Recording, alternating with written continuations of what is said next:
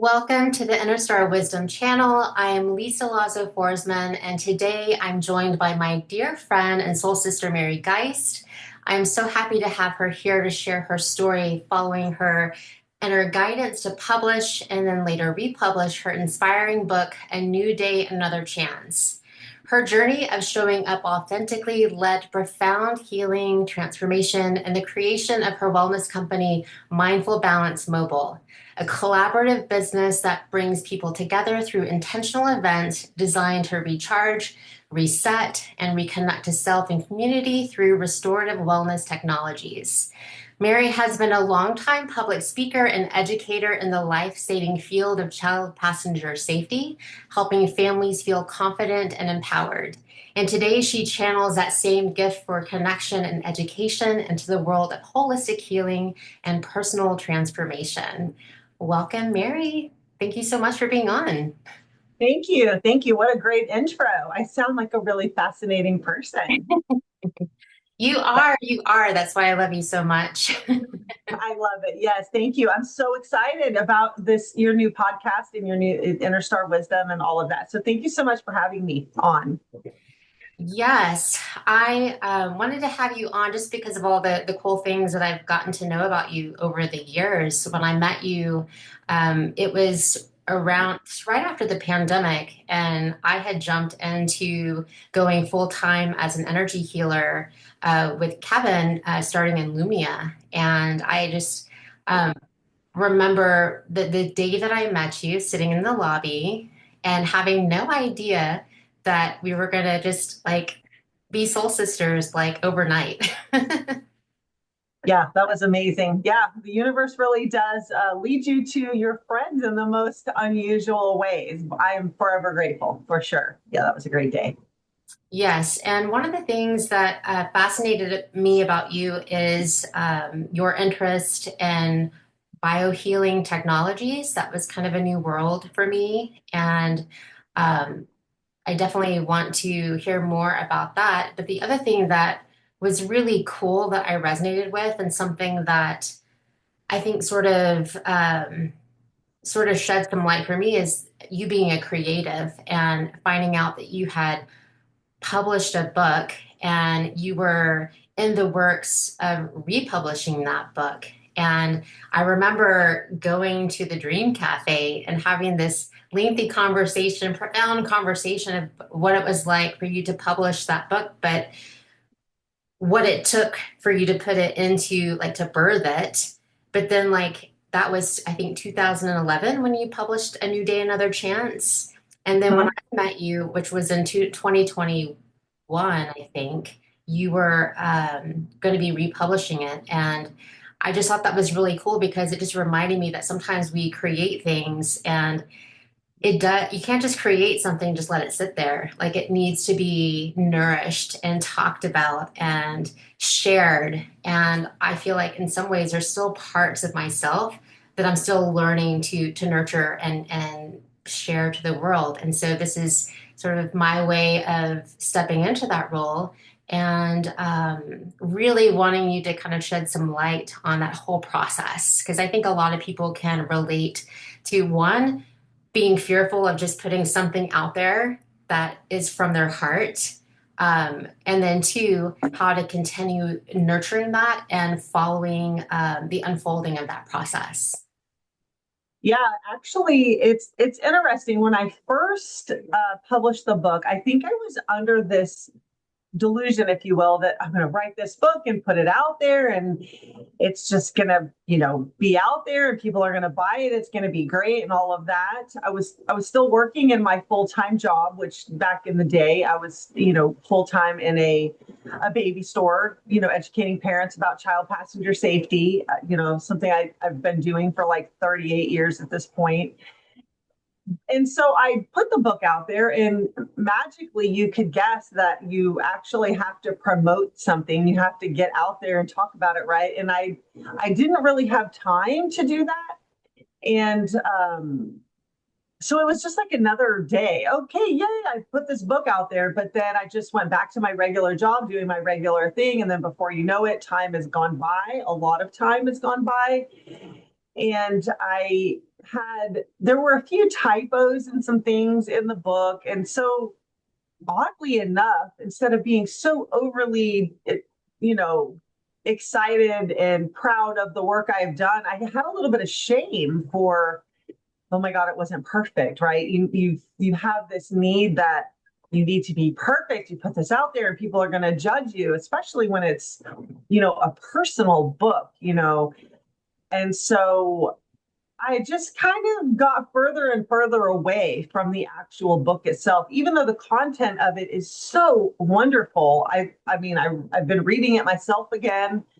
And so what made me make the decision to republish the book is I had made the decision for myself that I was not only changing career paths, but I really wanted to do some deeper healing work and kind of get to the bottom of the authentic part of myself that I really didn't give myself space to be because I was busy being car seat Mary and working in this industry where people had expectations of my professional life. And so that didn't leave a lot of room for the parts of me that gave me space to be creative or to work through the fact that everybody feels and this as a musician, when you put a song out there, sometimes you're so worried about people judging you or you're judging yourself so harshly. And I think that was the decision to really put it out there boldly and just realize, you know what? A lot of people can go their whole life and never write a book. And I had some good place to start. I went through and I fixed all of the imperfections, if you will. I changed the cover. I changed my last name because I had gotten married since the first time I published it.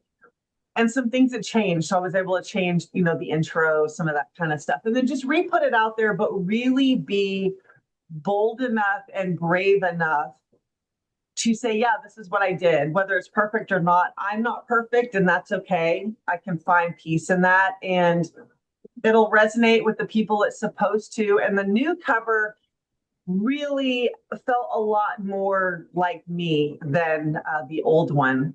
And I wanted to be a Hay House publisher. So by republishing, I went with Balboa Press, who is owned by Hay House, which makes me, in fact, a Hay House publisher. So that was a big dream as well. Oh yeah, Yeah. congratulations. I love Hay House and all of their authors. And Yeah.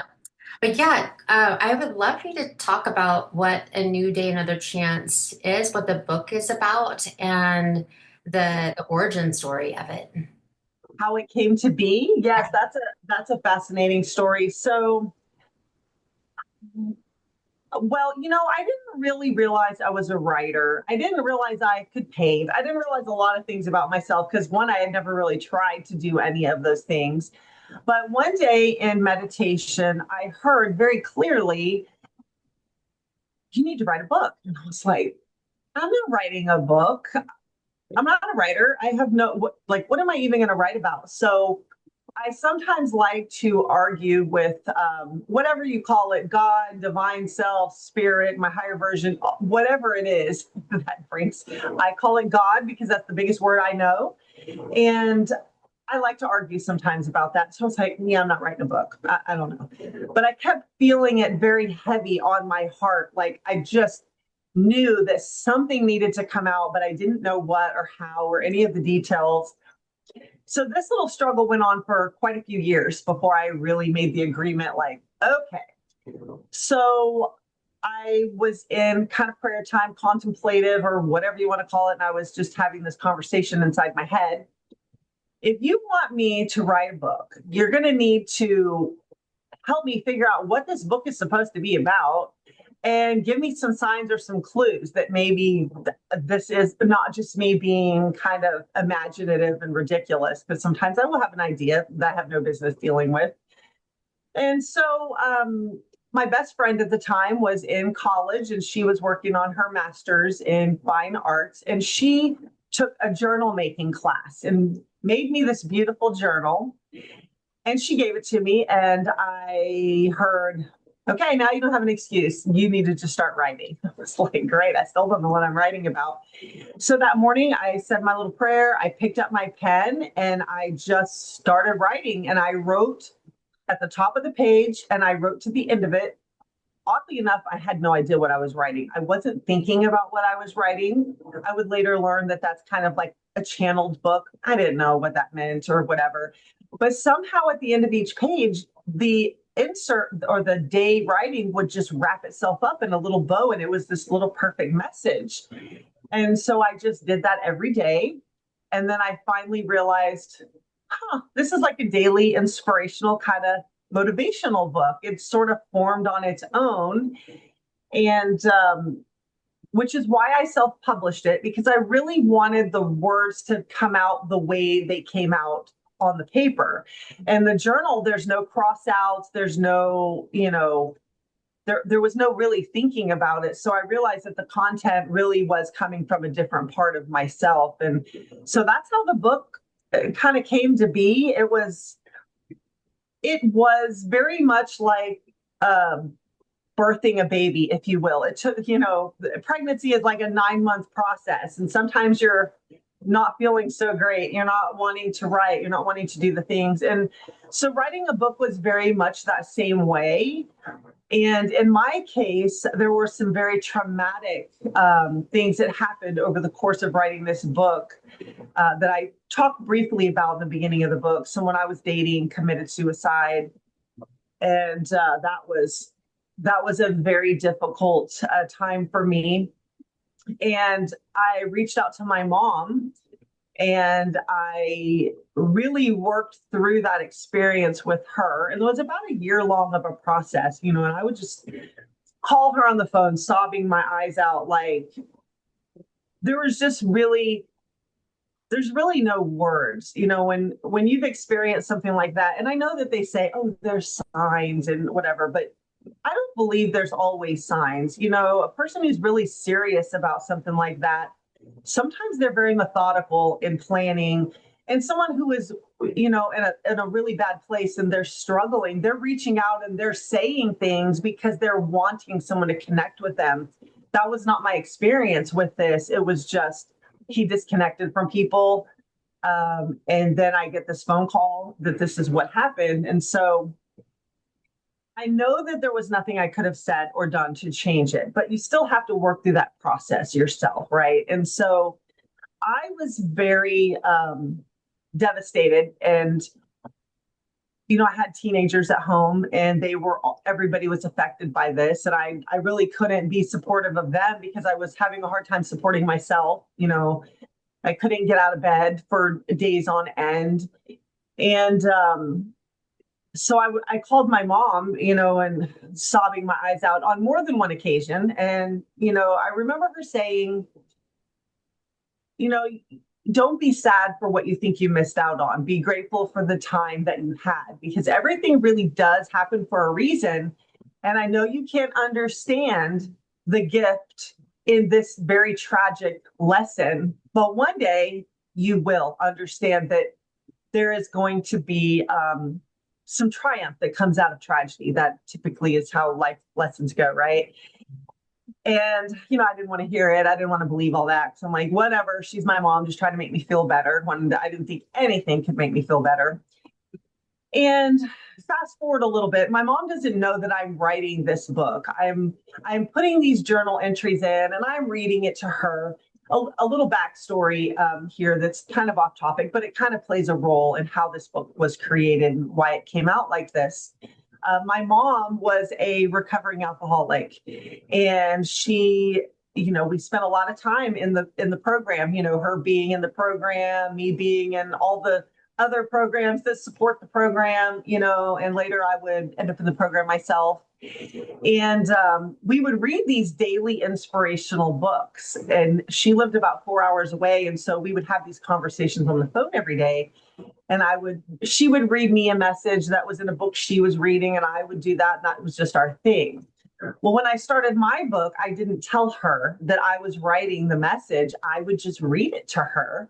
And she's like, every day she'd be like, oh my God, that was such a good message. Like, I really related to that.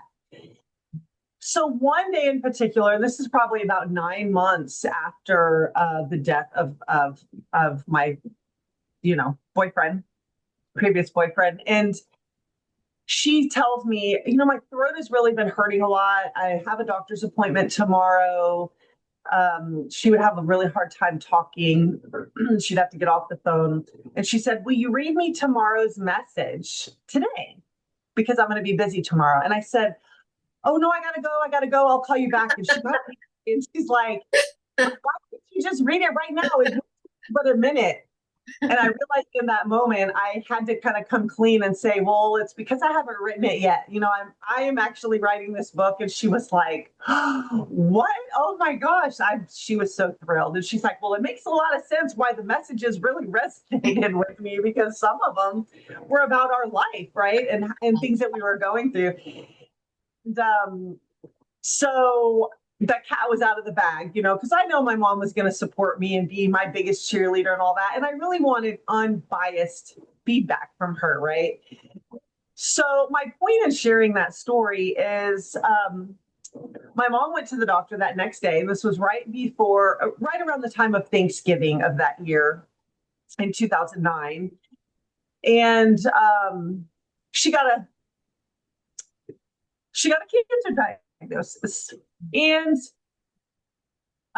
she died right past Valentine's Day that year, right after that. And so I remember sitting in the hospital room with her the day that she passed away. And I heard her voice very clearly say, stop being so sad for the time that you missed out on and be grateful for the time that you had, because I really did love you. And I just sat on the floor and I just sobbed my eyes out, because I knew in that moment the gift of his suicide was the catalyst that got me through the death of my mom, because she was my best friend. We had a struggle bus of relationships growing up. But after she became sober, and those last, when I had kids, we were really close. And who was I going to call, right? To cry and to get the support in beds.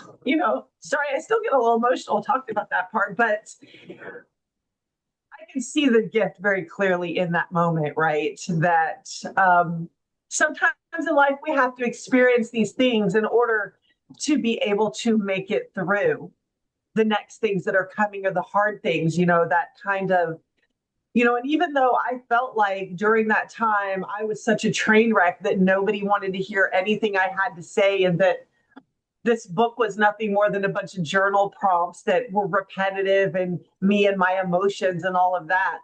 But the truth is, when I went back to read it, because, I wrote the whole thing, and then I had to go back and read each excerpt, and I had to title it. And then I had to make sure, my A-type personality, that none of the titles were the same, even though some of the content felt the same as I was going through this journey.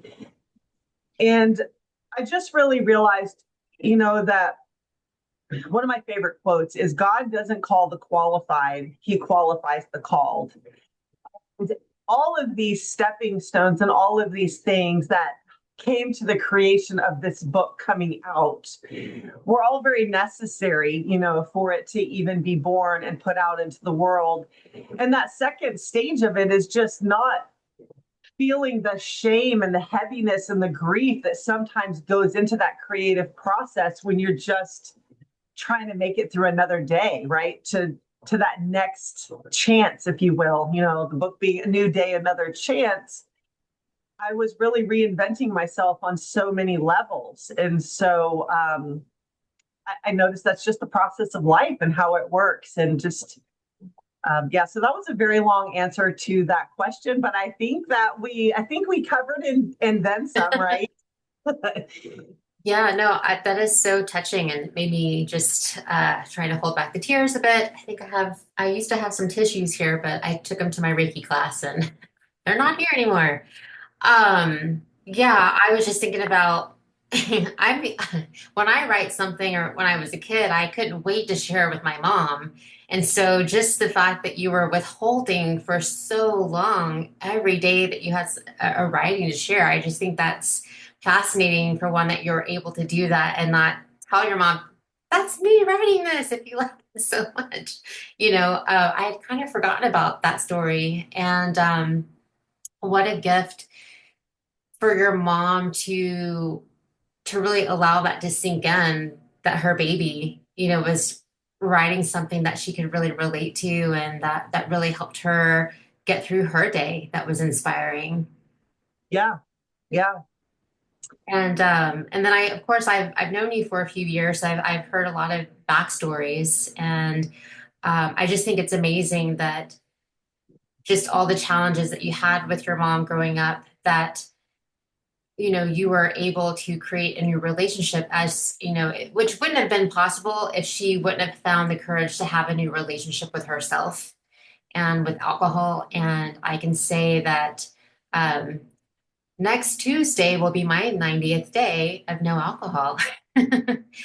And not that alcohol is bad. I mean, I still think about having champagne or wine, one of these days, but it's different when it's just a habitual thing and it becomes sort of a security blanket, something that kind of fills up a part of us, or for me, that not wanting to feel.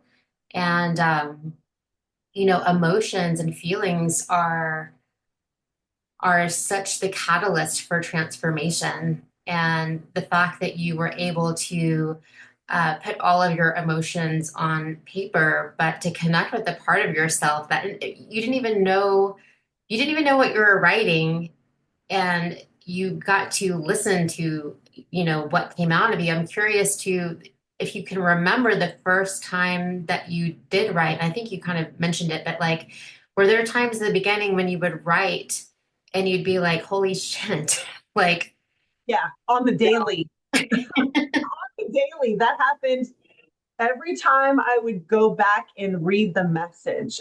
Like, wow, that's just, it's almost like in that moment that the higher version of me, or that connection to source, yeah. was really just coming through to help me get through an experience that I didn't have anybody on the outside that I could connect with in a way that I could really feel nurtured and supported. That just wasn't, in my life at that time. I wasn't cultivating those kind of relationships. I was still very much in a different headspace back in that year. Still making some not so great choices, in certain areas. And so it wouldn't really be until 2012 when I started. My mom passed away in 2009, and it took, I hadn't finished the book at that point. I didn't finish writing it and publish it the first time until 2011, near the end of it. And it's odd because it came out the day before her birthday is when it got published, which was not planned. And so it was kind of fascinating. But yeah, I have those moments all the time. And I still, to this day, because this is the first year that I have been very mindful about reading the message every day in my morning meditation practice and things that I do. The first thing I do is read the excerpt out of my own book, because if I'm hoping that other people are going to do it, I should be doing it. And it hits different every year, because I'm different every year. I'm in a different space. And so I read it, and it's amazing to me the insight that we can have as a person when we really open up those parts that are mysterious and unexplored, and just have the faith and confidence in ourselves that we really are hardwired with everything that we need for our success and our healing. And the and I love the name of your new company, because the inner star wisdom, like, that is really what you find when you're digging deep, just trying to get through the day of being a human, because some days are so much harder than other days, right? Experiences. Well, I know that I'm pretty sure I still have the first copy. Not, I have the new copy right here, but I want the viewers to see the difference between the first publication and the second one, which the second one is obviously right there next to you, behind Yeah. you. So the interesting thing on the first one, when I published, a friend of mine took the cover picture, and it was a beautiful picture of clouds. I love clouds, as you can see behind me. And so this is, let's see if you can see it. This is what the book looked like. You can see the cloud, looks like a sun ray coming out of some, kind of some dark parts of the cloud. There's some bright parts of the cloud. But the book size, when you're publishing a book, they have, sizes you can choose from and then color palettes that can match with the picture. The only color on the book that even looked remotely like it would match with the cloud picture was gray. And I was like, I mean, it's kind of ironic when I think about it now. I published a book with gray clouds on it. I was feeling like a gray cloud when I did it.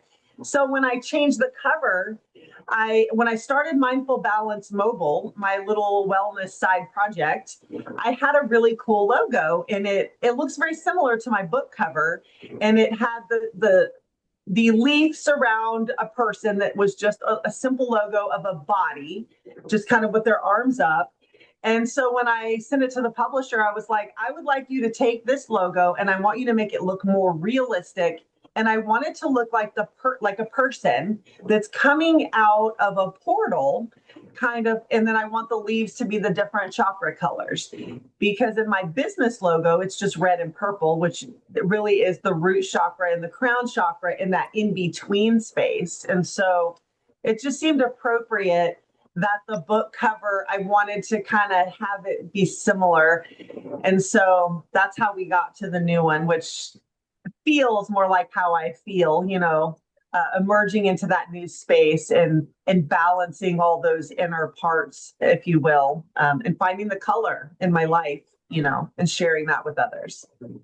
Yeah, so it's a beautiful book color, and I remember having the chakra conversations because we were very much talking about energy healing and Reiki and the chakras and painting, and I thought it was a beautiful choice representing where you are in your life now.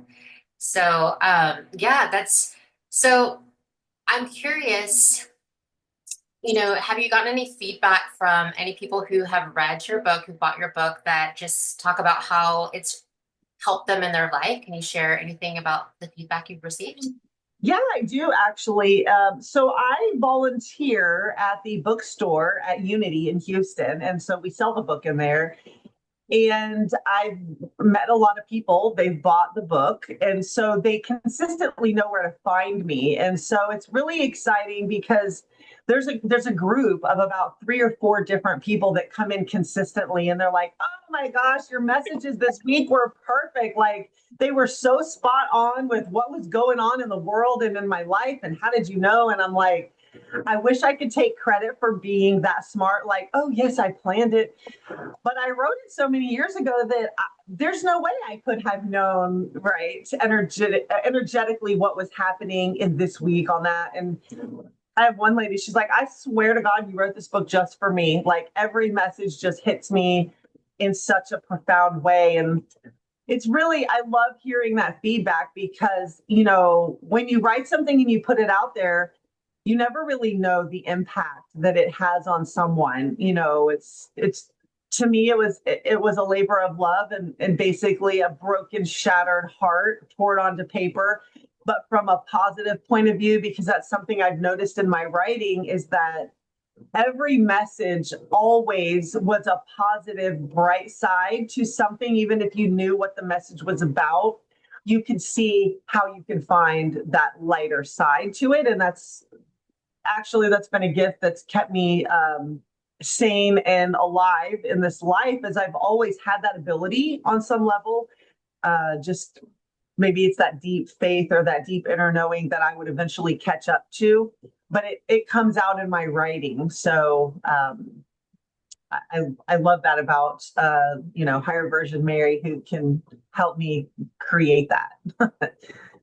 Oh my gosh, yes. And I would love for you to, well, there's a couple of things. I don't know if we should do this first. If you would like to read today's excerpt.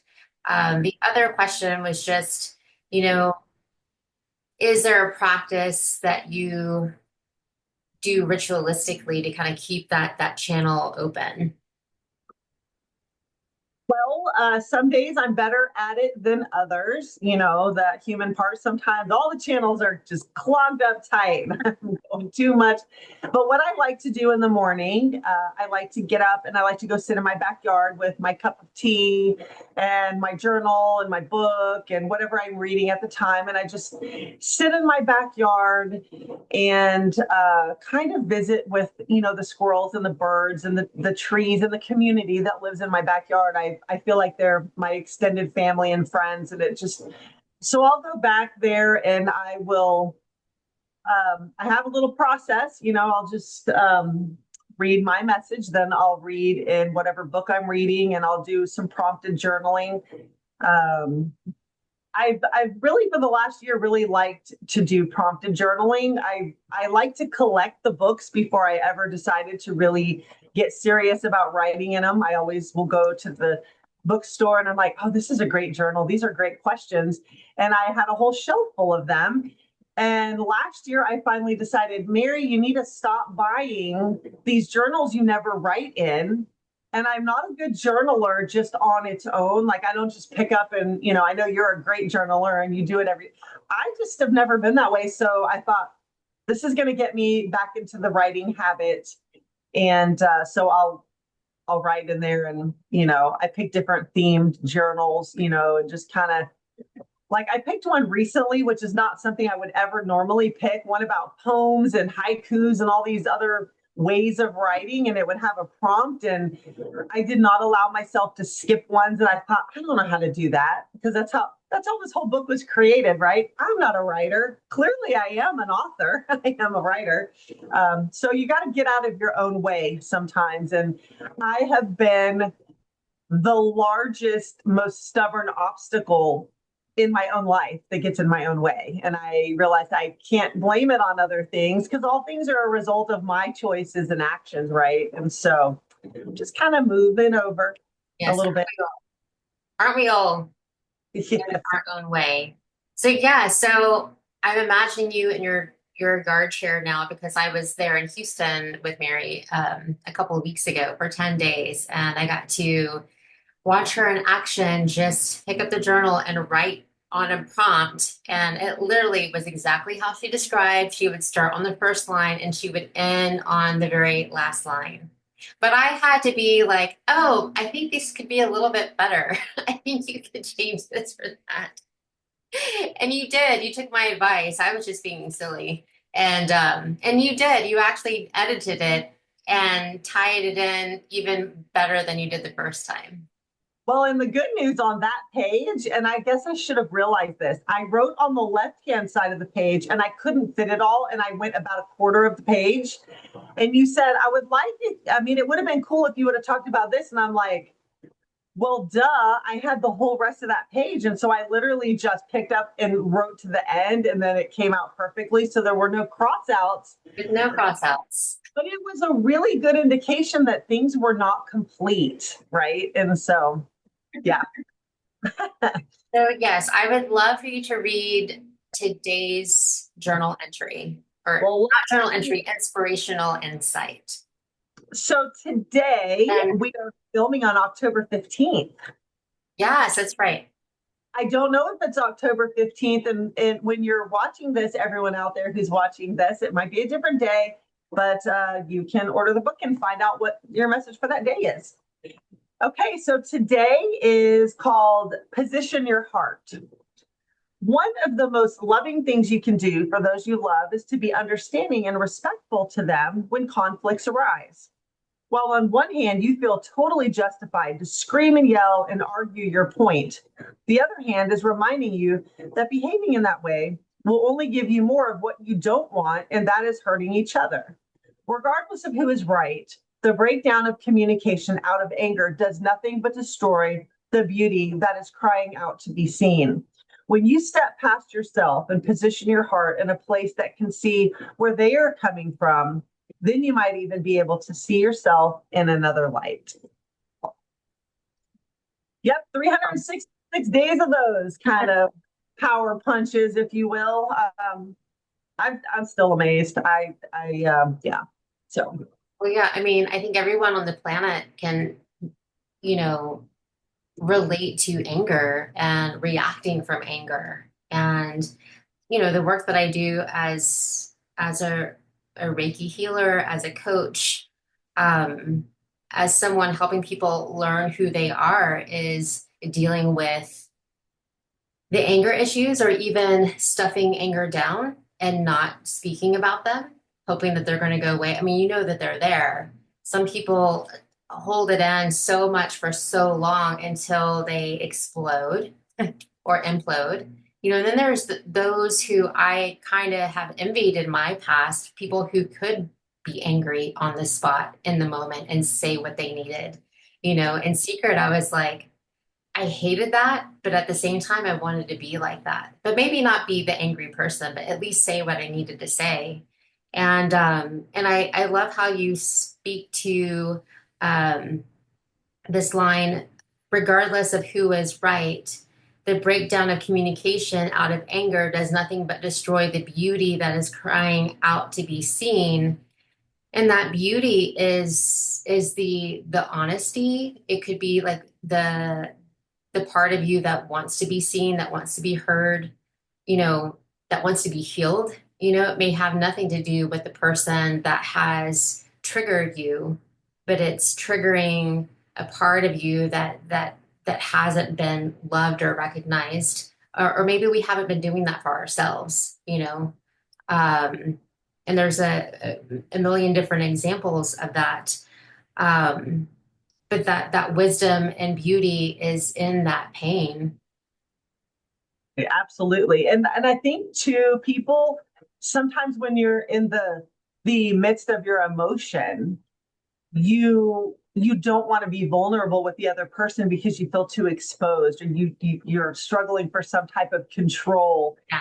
And I think the trick to any of that in the growth process in general is just really learning to manage your emotions and be able to, like you said, still be able to speak up for yourself, but not have to come from a place of anger, but having really strong, solid boundaries of like, hey, I am not okay with this. Yeah. And and I think another thing, and I there's another message in the book somewhere that talks about sometimes when people have something to say to someone else, they are so worried about how it's going to be received that by the time they actually say it and they modify it in a way, they didn't even actually get to say what they wanted to say because they were overly concerned about how it was going to land. And then you lose the whole point of the conversation, right? And so that just boils back down to respect, when you're in these relationships.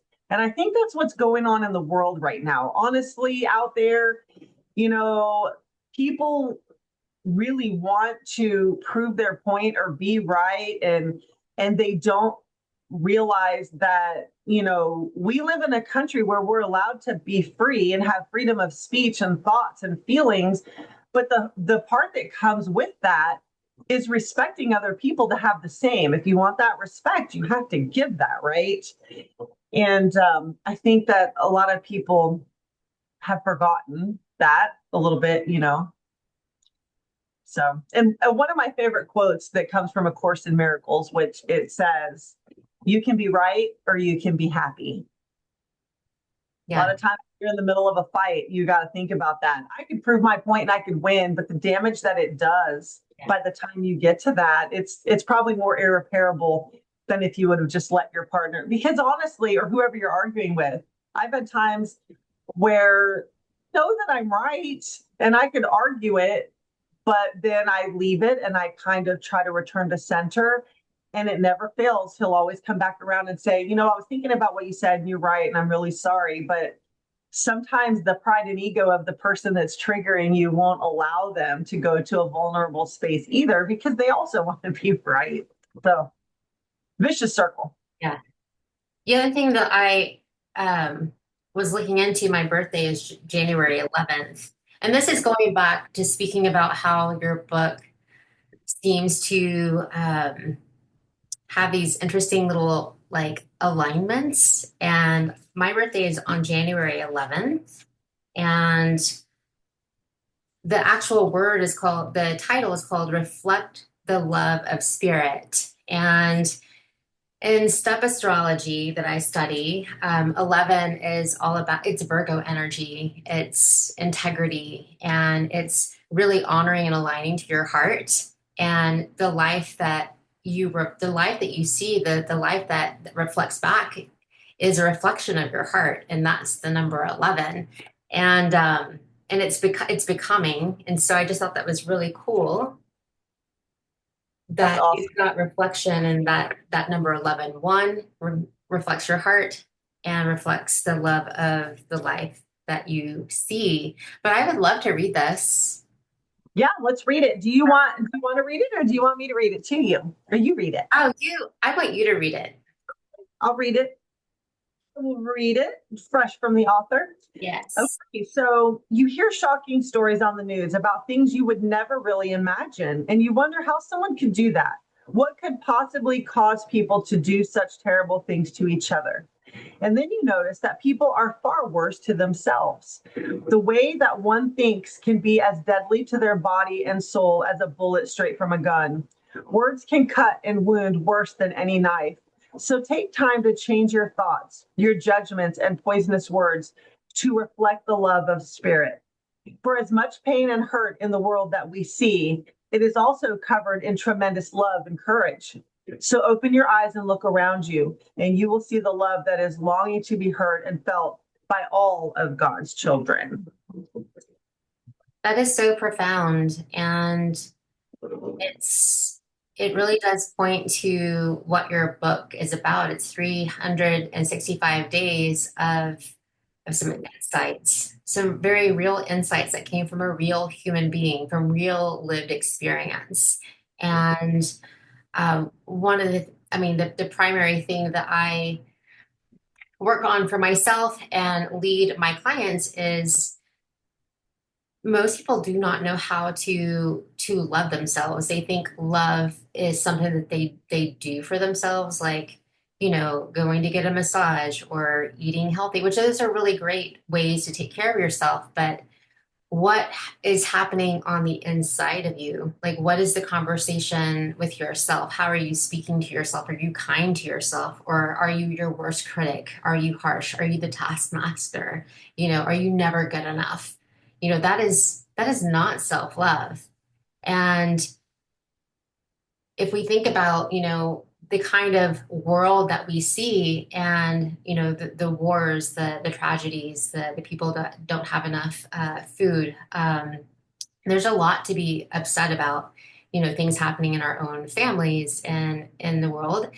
But we have to really come to, you know, what's happening inside of us and how are we taking care of us, you know, because if we can learn to have a kinder and empowering relationship with self, the more we cultivate that, the more that we can see the love and the beauty around us and in our families and in our coworkers or whomever, because we are having a kinder conversation.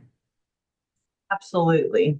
Absolutely. I totally agree. You know, one thing I wanted to mention that we've never really talked about it, but I think this is a good platform for me to mention it.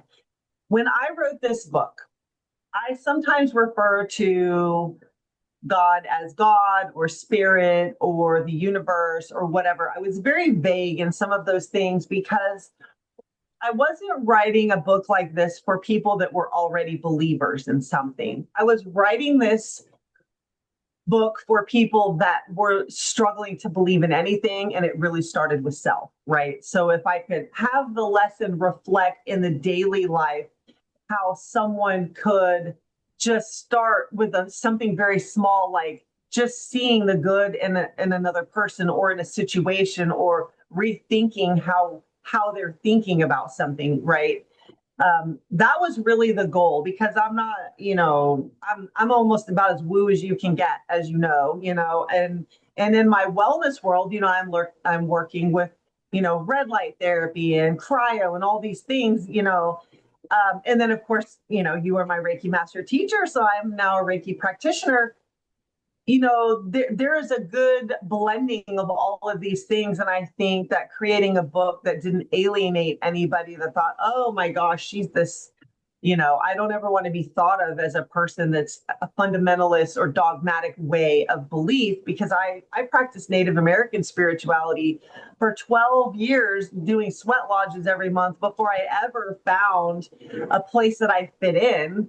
And then I had to go to a metaphysical style church just because I really felt like some things were so limiting to, and there's so much out there that's beautiful in Eastern philosophies and some Western, all of the things blending together. And that's where I'm finding the truth of who I am, and that's kind of what I wanted the book to. So it does mention things differently, and some people may feel triggered by a word, some people might appreciate the word, but I tried to mix it up a bit just so I could resonate with people, and so they wouldn't feel so like, okay, it's not a Christian based book, although, a lot of Christians love God, but so do a lot of spiritual people that, don't go that route.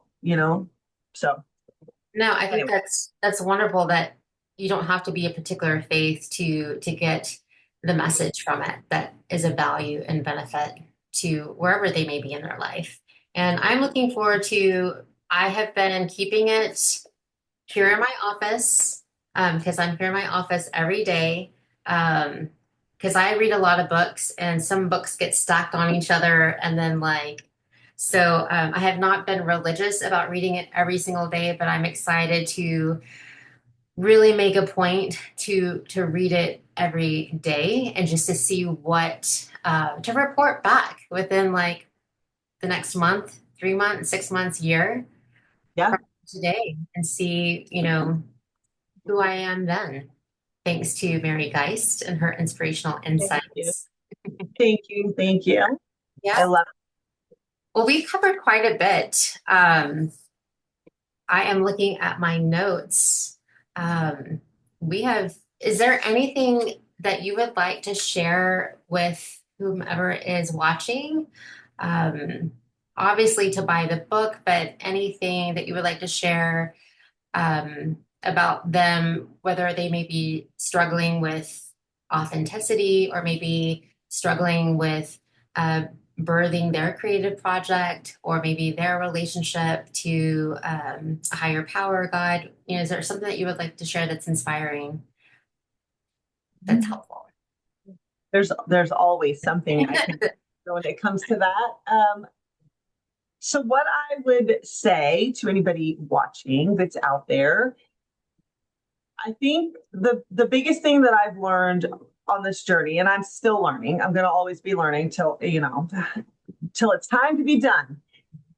But I think looking inward and really cultivating yourself and looking at those parts of you that you have avoided, or those feelings you've buried, those things that you've done, really kind of embracing those shadow parts of yourself, and thinking about self-care is giving the world what's best of you, not what's left of you. And I think we have been so conditioned as a community that, you know, we have to do all these things for our family or for our job or for whatever. But the truth of it is, it really starts with you. And when you start exploring, so what if you're not perfect at it? So what if you waste paint because you're trying to learn how to paint or whatever? It's about the experience, just give yourself permission. Think about little kids. Little kids, they don't know the answer and they're like, pick me, pick me. They're raising their hand. They just want to be picked. Just be like that. Be curious about things, try things, go on adventures, and just experience life, because this is what we're here to do. And sometimes these emotions and these feelings and these things that we want to hide from, that we, want to ignore, are beautiful opportunities. These triggers are like gold, because it gives you the opportunity to really learn more about yourself and kind of grow to that next level. So I think stop looking outside so much and really take some time to look inside, because everybody is amazing. They just forgot to remember. They're believing stories other people told them, things that they've heard over their life. And that's just not the truth. There's a million opinions and versions of you in the world that other people have.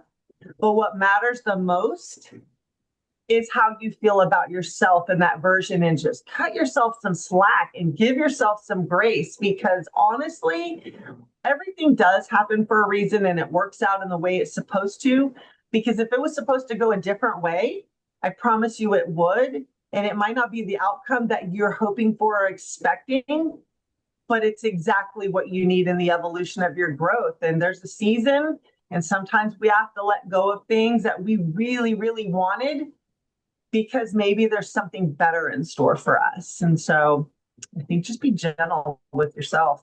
So that would be my advice. Well, thank you for sharing that. That was very powerful. And on that same note of, stepping outside of your comfort zone, but going within to really anchor yourself, what is next for you? What is that next sort of adventure, kind of out of the box, scary thing that your inner guidance is steering you towards? Well, so good question.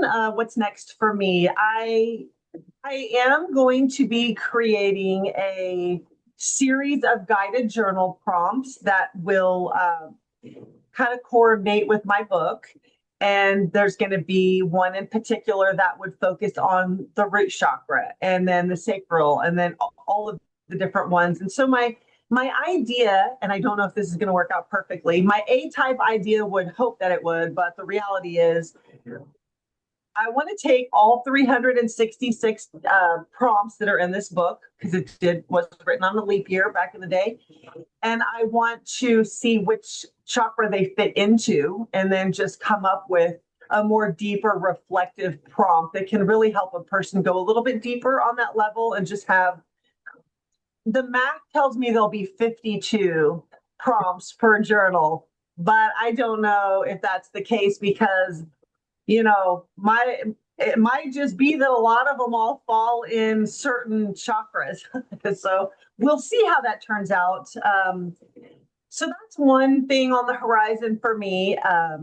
Another thing on the horizon is there is going to be another book. The writing has been being compiled. I don't know what that looks like yet. I don't think it's going to be a daily like this one. I think it's going to be more of a little bit of a memoir, not really an autobiography, but more of a memoir, talking about certain pivotal parts in my life that have helped along the path. And then the other thing is my little Mindful Balance Mobile. As you know, I like to do collaborative pop-up events where it's just small, intimate groups of people together, really just connecting and, showing themselves some self-love with not only the crystal sound bowls that you do and the guided meditations and the Reiki, but some of the biohacking type modalities like red light therapy and lymphatic drainage and the neuro spa and some of these other devices that I have that I love a lot, because people can, they're being introduced to another world, and there's a lot of things that we can do out there to heal our physical body with things that nature has created, like with light therapy and cold therapy. That's really easy to implement that to really have a profound change on your health and age backwards, because that's what's happening in my mid 50s. So We all need every little bit of support in our physical, emotional, mental, and spiritual body. So that's really amazing. And if someone wanted to buy your book, where would they buy that? So you can get it on any platform, honestly. You can get it online. But if you want to get it from me, I would love for you to go to my website, mindfulbalancemobile.com. And there's a section called MBM Universe, which stands for Mindful Balance Universe. And you can click on there and you can get I'll autograph it to someone else. If you want me to write a personal message or something, I will come up with a writing in there that's just for the person. the holidays are coming, and last year was really busy with the holidays. I was excited to be chosen as someone's Christmas present. It was amazing. And so I can make it more personal through my website other than just, ordering it on Amazon or, Barnes and Noble or something like that. You can get it from me directly. So Well, thank you so much. I definitely recommend getting the signed autograph copy for sure. thank you. Well, I am so happy that you have been here today. Thank you so much for being a friend, writing the book, doing everything that you had to do to republish and start your new company. I've really enjoyed collaborating with you. I know we talked for years about having a profound conversation in public because we talk all the time in the mornings on our walks. So I'm really excited that we finally got to have a conversation and we'll be sharing this with the people who are meant to hear it, to learn more about you and what's possible for healing and what's possible for them. So thank you so much for listening.